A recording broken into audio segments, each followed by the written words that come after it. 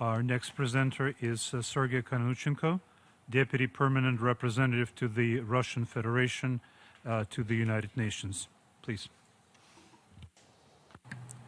Thank you. Dear colleagues, I would like to begin with expressing appreciation to the Republic of Belarus for organizing this event, as well for its consistent efforts to keep the Chernobyl cooperation on the forefront of the UN development agenda. As a member of Troika, we fully support these endeavors.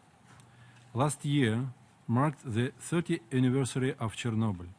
For 3 decades, the international community has been providing joint, targeted, and comprehensive response to overcome the consequences of the breakdown.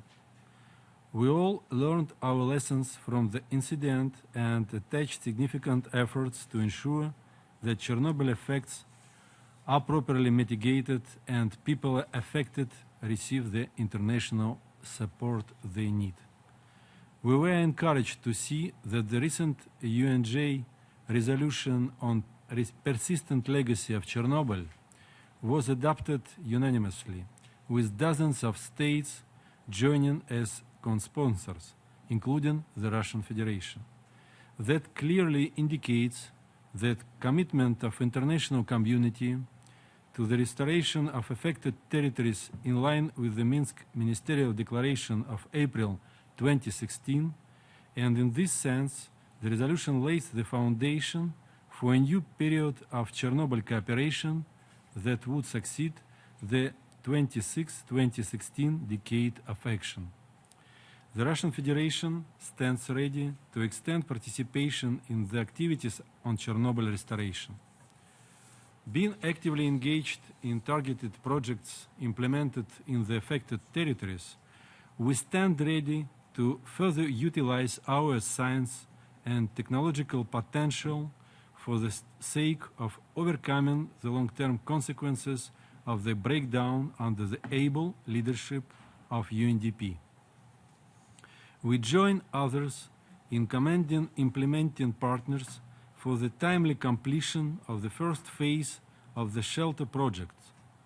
The Russian Federation contributes $5 million for the realization of the project in 2017 and looks forward to successful completion of the second phase of this ambitious project.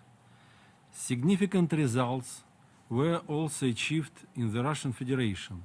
Following years of decontamination activities, several Chernobyl-affected zones in our country changed their status back to normal, allowing inter alia full-scale agricultural production. The government's policy is now aimed at accumulation of investments in the development of these territories to overcome the losses occurred due to previous constraints, as well to integrate those territories in the national economy. That fully corresponds to the goals of the Minsk Declaration and provides a good basis for international experience sharing. Given the comprehensive theme of today's roundtable, I would also like to touch upon the issue which is often raised during deliberations on Chernobyl's aftermath. It's the future of nuclear energy and its safety. The events of 1986 gave impetus to a series of scientific studies and the development of practical solutions aimed at enhancing the safety of nuclear objects. Since then, a lot has been achieved to safeguard the atomic energy as a working and sustainable option for the diversification of energy mix, which effectiveness and reliability still far exceeds the available alternative energy solutions. Therefore, we persistently advocate for further consolidation of scientific knowledge and sharing of best practices in nuclear safety under the post-2016 Chernobyl cooperation. We are also pleased to recognize that these issues were given due consideration during the Disaster Risk Conference in Sendai, which for the first time addressed the need to prevent man-made disasters. Herewith, I would like to specifically commend our colleagues from Belarus for arranging a side event at the Sendai conference dedicated to prevention measures at the nuclear power plants based on the lessons learned from Chernobyl and Fukushima. The deliberations we had back then clearly indicated that professionals operating on the power plants with up-to-date safety measures in place feel safe and the potential risks are minimized. Another aspect of nuclear power which raises lots of uneasy discussions is the management of nuclear wastes. And again, the solution lies mainly in the implementation of modern technologies and practices. For years of exploitation of nuclear power plants, the Russian Federation managed to elaborate a whole range of sustainable solutions for waste processing, and we remain eager to share those practices with the rest of the world.